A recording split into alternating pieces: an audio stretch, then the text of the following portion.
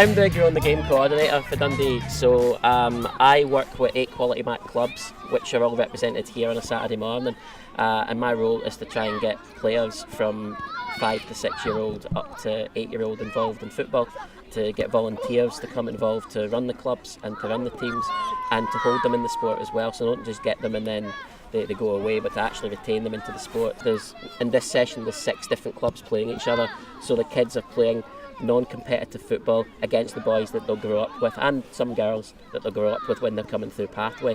The coaches all know each other, and when they move into 7-a-side, which is the next step, the players kind of know each other, the coaches kind of know each other, and it just makes for a really friendly, positive environment. 4v4 is a brilliant opportunity for the kids to express themselves, and if you look around here this morning, you'll see kids trying things that they've seen on the television, not the diving but the positive stuff.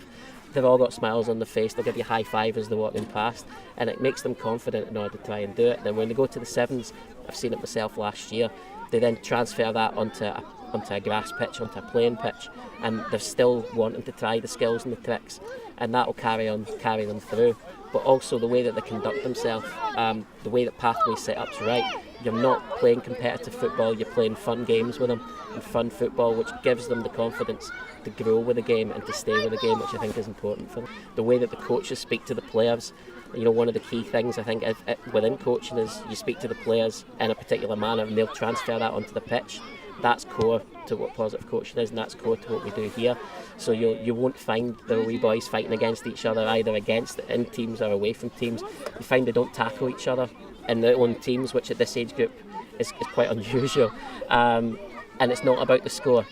Of course they'll celebrate when they score because they will want them to do that, but if one team absolutely beats another team, if they hammer them, they'll go at the end and they'll shake hands and they'll say that was a great game, that was brilliant. They won't gloat on it, and I think that's key to it, and that will grow up with them.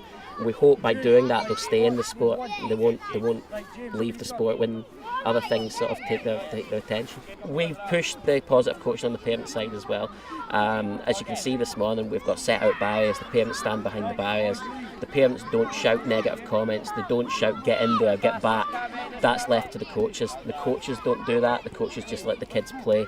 I think one of the great things about these sessions is the noise that you can hear is the kids. It's not coaches, it's not parents.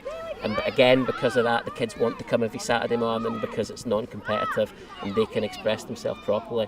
The parents like it because the kids are obviously having fun and they can see them having fun and they can see them progress. So definitely it works. Well, this is where we established a Dundee football vision, where it was bringing the clubs together to kind of achieve more.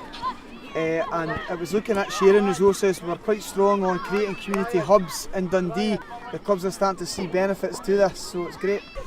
The positive coaching has been integral from the Dundee football vision we've created. All the clubs that we meet with, in our job descriptions, we've started getting them to put on their agendas about PCS. All the workshops we deliver, Fun Fours, 7s, there's key messages in these, although they're not positive coaching workshops, they've got positive coaching messages in there. The philosophy of the Fun Fours programme is through PCS, and we've seen a massive culture change with the parents because this is the first time they came into this, so they don't know any different. Whereas we've got some clubs now that have got a full pathway in place, and they've got guys in their club that have been there for 30 years, what we call lifers. And they didn't think it would work, but now they're turning around to me saying, I take my hat off, it's working. So the culture's slowly changing, but it's starting at grassroots.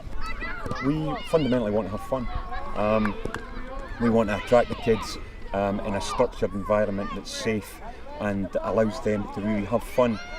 Come along to places like this on a Saturday morning or training where the kids can just play football with minimal input from parents and coaches. I think this is my last year at the Fours, or the little 5s that we'll have, and from a personal coach point of view, it's fantastic to meet all the other coaches before we go 7-a-side in a nice, friendly, non-competitive manner.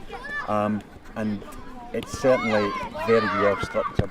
All the parents, as you can maybe see, are at one side of the pitch and the coaches are involved within the pitch.